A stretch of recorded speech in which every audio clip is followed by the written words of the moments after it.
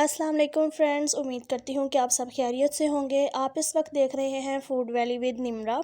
तो आज मैं आपके लिए रमज़ान के लिए जो इफ़्तार के टाइम पे हमारे लिए जो है वो बहुत ही स्पेशल जो रेसिपी है, तो आज मैं आपके लिए रेसिपी लेकर आई हूँ कुल्फ़े की, जो कि बहुत ही मज़ेदार और बहुत ही डिलीशियस बनने वाला है। तो जैसे कि अब आजकल रमज़ान है, तो आपको पता है कि रमज़ान में अब ख़ास तौर पे इफ़्तारी के टाइम पे तो हम काफ़ी ज़्यादा एहतमाम करते हैं इफ़्तारी का।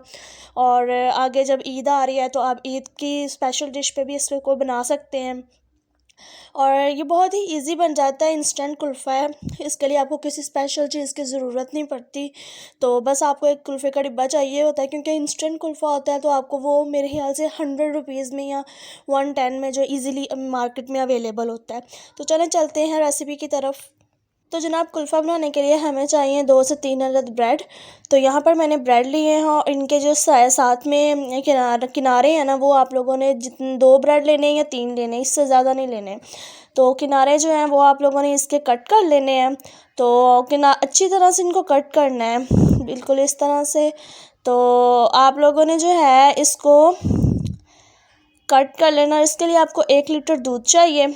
तो आपको पता है कि जैसे कि अब रमज़ान है, तो रमज़ान में तो हम स्पेशल डिशेस वगैरह जो है मीठा वगैरह इस तरह बनाते रहते हैं। तो अफ्तारी में इसको आपने वेस्ट नहीं करना ब्रेड, क्योंकि इनसे जो है बहुत मज़े के ब्रेड क्रम्स बन सकते हैं। आप इनको यूज़ कर सकते हैं किनारों को। तो उसके बाद जो है हम इनको ना छोटे छोटे पीसेस में इनको कट कर लेंगे। तो कट करने के बाद बिल्कुल इस तरह से आप लोगों ने जो है छुरी की मदद से इसके अंदर कट लगा लेना है। कोई मुश्किल काम नहीं है, रेसिपी कोई भी मुश्किल नहीं होती। अगर आप दिल से मेहनत के साथ रेसिपी बनाते हैं ना, तो वो बहुत ही यमी बनती हैं।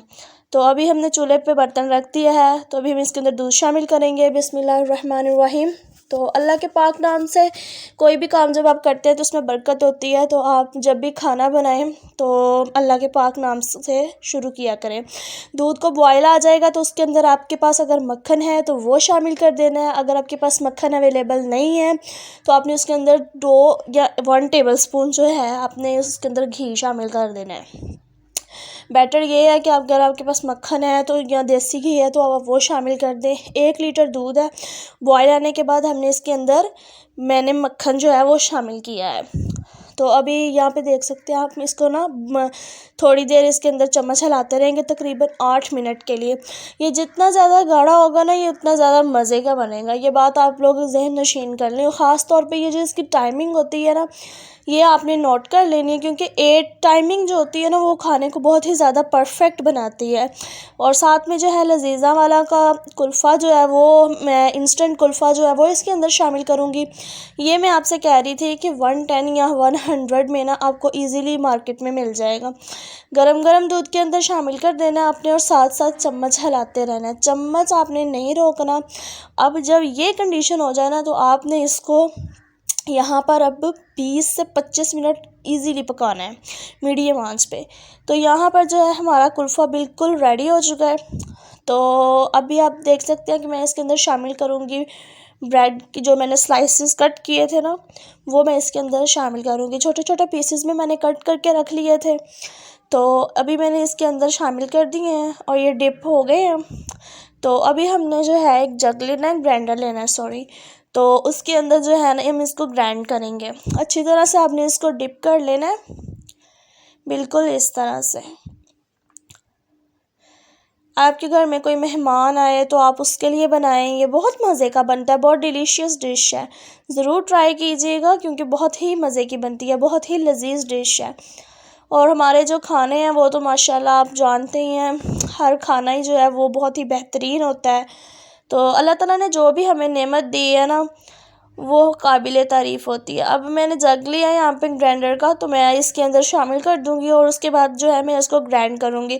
तकरीबन आपने ना इसको 2 से 3 मिनट के लिए ग्राइंड करना है। और यहाँ पर कुछ लोग जो है ना वो क्रीम भी शामिल करते हैं, वो रेसिपी भी मैं आपके साथ ज़रूर शेयर करूँगी।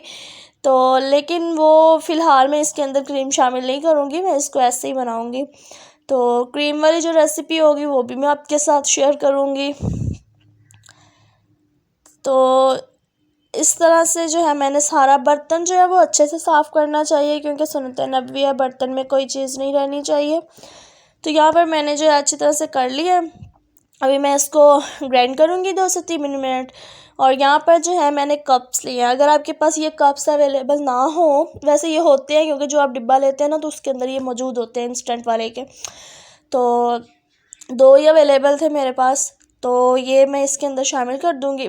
उसके बाद मैं इसके ऊपर ढक्कन दूँगी और फिर मैं इसको तकरीबन ओवरनाइट के लिए जो है ना मैं इसको फ्रीज़ करूँगी। नाइट के लिए अगर आप इसे फ्रीज़ करेंगे ना तो ये बहुत ही मज़े का, बहुत ही डिलीशियस बनेगा। अगर आप इसको थोड़े से टाइम के लिए 2-3 घंटे के बाद, मतलब अगर आप इसको निकाल लेते हैं ना, इसका इतना ज़्यादा टेस्ट नहीं आएगा। तो ओवरनाइट आपने इसको फ्रीज़ करना है तो ये बहुत ही मज़े का बनेगा। और आप देख सकते हैं कि बहुत ही ईज़िली निकल जाता है। आप इसको 1 मिनट क्या, एक पानी के अंदर नीचे से घुमाएंगे ना तो बाद में इसको निकालेंगे तो ये निकल जाएगा। तो आप देख सकते हैं कितना मज़े का, बिल्कुल बाज़ार वाले ऐसे लग रहे हैं जैसे बाज़ार से कुल्फ़ा मंगा के आप खा रहे हो, इतना ये डिलीशियस बनता है। तो नेक्स्ट रेसिपी में मिलते हैं हम।